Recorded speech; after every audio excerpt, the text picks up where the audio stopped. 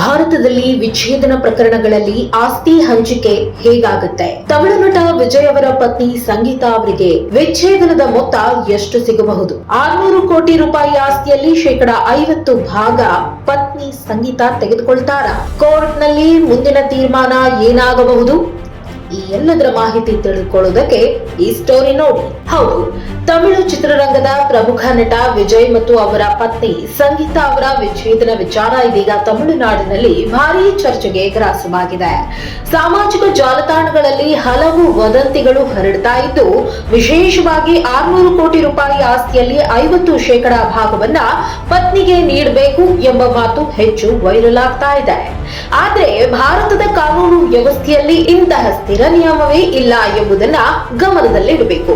ಭಾರತದಲ್ಲಿ ವಿಚ್ಛೇದನ ಪ್ರಕರಣಗಳಲ್ಲಿ ಆಸ್ತಿ ಹಂಚಿಕೆ ಎಂಬುದು ಪಾಶ್ಚಾತ್ಯ ದೇಶಗಳಂತೆ ನಿಗದಿತ ಪ್ರಮಾಣದ ಆಧಾರದ ಮೇಲೆ ನಡೆಯೋದಿಲ್ಲ. ಅಮೆರಿಕ ಅಥವಾ ಕೆಲವು ಯುರೋಪಿಯನ್ ರಾಷ್ಟ್ರಗಳಲ್ಲಿ ಇರುವಂತೆ 50-50 ಅಂದ್ರೆ 50-50 ಹಂಚಿಕೆ ಎಂಬ ನಿಯಮ ನಮ್ಮ ದೇಶದಲ್ಲಿ ಅನ್ವಯಿಸುವುದಿಲ್ಲ. ಇಲ್ಲಿ ನ್ಯಾಯಾಲಯವೇ ಪ್ರಕರಣದ ವೈಯಕ್ತಿಕ ಪರಿಸ್ಥಿತಿಗಳನ್ನ ಪರಿಗಣಿಸಿ ನಿರ್ಧಾರ ಕೈಗೊಳ್ಳುತ್ತೆ. ಪತಿ ಪತ್ನಿಯ ಆದಾಯ, ಜೀವನ ಶೈಲಿ, ಮಕ್ಕಳ ಜವಾಬ್ದಾರಿ, ವಿವಾಹದ ಅವಧಿ ಹಾಗೂ ಇತರ ಅಂಶಗಳನ್ನ ನ್ಯಾಯಾಲಯ ಸೂಕ್ಷ್ಮವಾಗಿ ಪರಿಶೀಲಿಸುತ್ತೆ. ವಿಜಯ್ ಮತ್ತು ಸಂಗೀತಾ ಪ್ರಕರಣದಲ್ಲಿಯೂ ಇದೇ ವಿಧಾನ ಅನುಸರಿಸಲಾಗಿತ್ತು. ಸಾಮಾಜಿಕ ಜಾಲತಾಣಗಳಲ್ಲಿ ಹರಡ್ತಾ ಇರುವ 600 ಕೋಟಿ ರೂಪಾಯಿ ಆಸ್ತಿ ಮತ್ತು ಅದರ ಅರ್ಧ ಭಾಗ ನೀಡಬೇಕೆಂಬ ಹೇಳಿಕೆಗಳಿಗೆ ಯಾವುದೇ ಅಧಿಕೃತ ದೃಢೀಕರಣ ಇಲ್ಲ.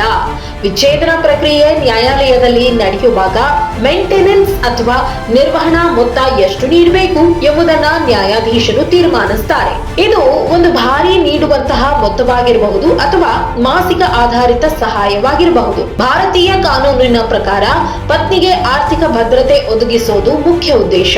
ಪತ್ನಿ ಸ್ವತಂತ್ರ ಆದಾಯ ಹೊಂದಿದ್ದಾರೆಯೇ? ಅವರ ಜೀವನ ಮಟ್ಟ ಹೇಗಿದೆ?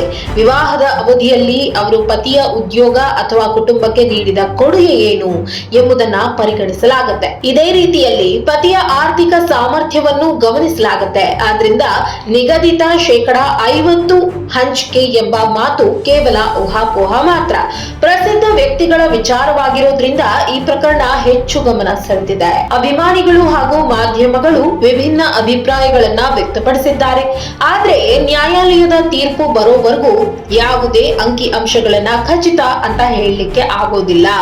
ಕಾನೂನು ಪ್ರಕ್ರಿಯೆ ತನ್ನದೇ ಆದ ವೇಗದಲ್ಲಿ ಸಾಗ್ತಾ ಇದೆ ಮತ್ತು ಅಂತಿಮ ತೀರ್ಮಾನ ನ್ಯಾಯಾಂಗ ವ್ಯವಸ್ಥೆಯ ಮೇಲಿದೆ.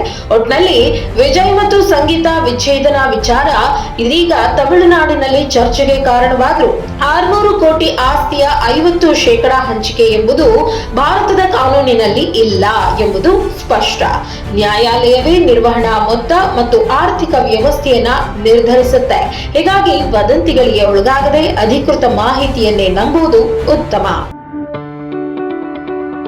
ಯಾವುದೇ ಸುದ್ದಿಯ ಅಪ್ಡೇಟ್ ಅನ್ನ ಮಿಸ್ ಮಾಡ್ಕೊಳ್ಬಾರ್ದು ಅಂದ್ರೆ ಈಗ್ಲೇ ಒನ್ ಇಂಡಿಯಾವನ್ನ ಸಬ್ಸ್ಕ್ರೈಬ್ ಮಾಡಿ. ನಿಮಗೆ ಬೇಕಾದ ಭಾಷೆಯಲ್ಲಿ ಎಲ್ಲಾ ಸುದ್ದಿ ತಿಳಿಬೇಕು ಅಂದ್ರೆ ಒನ್ ಇಂಡಿಯಾ ಆಪ್ ಅನ್ನ ಡೌನ್ಲೋಡ್ ಮಾಡ್ಕೊಳ್ಳಿ.